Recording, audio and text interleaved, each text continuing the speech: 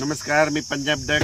आज आहे 26 मे 2025 आणि पाहू शकता मी माझ्या शेतामध्ये आणि या शेतामधून सगळ्या शेतकऱ्याला अंदाज येणार आहे.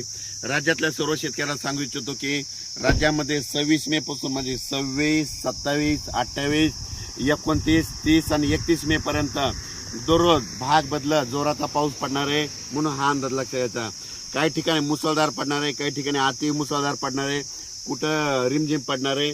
राज्यात सगळीकडे म्हणजे चारही विभागामध्ये म्हणजे पूर्व विदर्भ, पश्चिम विदर्भ, दक्षिण महाराष्ट्र, उत्तर महाराष्ट्र, कोकणपट्टी, खानदेश, मराठवाडा सगळीकडे पाऊस पडणार आहे म्हणून हा अंदाज लक्षात घ्यायचा.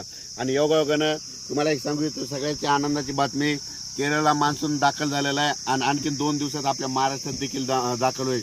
पण परिस्थिती अशी आहे की शेतकऱ्याचे शेत असे हे पाहू शकता की आमचं शेत आहे, शेतं तयार आहेत, फक्त काय झालं त्याच्यामध्ये तण उगवलंय म्हणून याला एकदा पाया हाणावं लागणार आहे.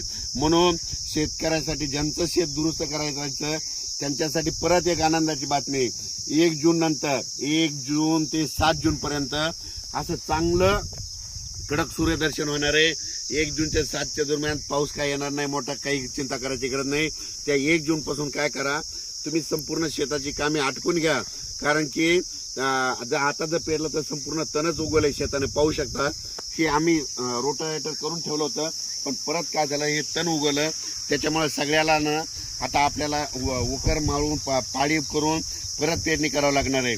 आणि ज्यांचं रान तयार आहे तर तुम्ही पेरू शकता, म्हणजे जमिनीमध्ये ओल खूप आहे, जवळपास आम्ही हातभर ओल गेलेली आहे आणि पाहू शकता. पण राज्यातल्या ज्यांचं शेत तयार आहे तर तुम्ही कापसाची लागवड करू शकता. तुम्ही तुमचा निर्णय स्वतः घ्या, पेरायचं असेल तर पेरा, जमिनीतली ओल तपासा, तुम्ही तुमचं पेरू शकता. पण 1 तारखेनंतर 7 तारखेपर्यंत शेतकऱ्याला मेहनत करण्यासाठी म्हणजे पाऊस थोडा विश्रांती घेणार आहे म्हणून हा अंदाज लक्षात यायचा. मान्सूननं दणदणीत म्हणजे आगमन इतकं जोरात केलंय तर तुम्हाला सांगतो, आज देखील म्हणजे आज 26 मेला देखील राज्यामध्ये आपल्या महाराष्ट्रामध्ये ठिकठिकाणी मुसळधार पाऊस पडणार आहे. मुंबईला देखील अतिवृष्टी होणार आहे, नाशिक देखील अतिवृष्टी होणार आहे. त्याच्यानंतर म्हणजे ह्या 31 मे पर्यंत मुंबई, पुणे, नाशिक 2, त्याच्यानंतर बीड जिल्हा, त्याच्यानंतर कडा, आष्टी ह्या भागात देखील मुसळधार पाऊस पडणार आहे म्हणून हे लक्षात यायचं. सातारा, सांगली, सोलापूर देखील खूप पाऊस पडणार आहे म्हणून हे लक्षात यायचं. म्हणजे सांगायचं झालं तर जिल्ह्याच्या सगळ्याच भागामध्ये प्रत्येक नदीला, वड्याला पाणी येईल, असा गुडघ्या इतकं पाणी येईल असा राज्यात पाऊस पडणार आहे म्हणून हा अंदाज लक्षात यायचा. तर आज हे जरी ऊन पडलेलं असलं तरी तुम्ही बघा, दुपारी 2:30-3च्या नंतर राज्यामध्ये परत पावसाला सुरुवात होणार आहे. पण हा पाऊस पुन्हा रात्रभर आजूबाजूला पडतच राहणार आहे म्हणून हा अंदाज लक्षात येतात.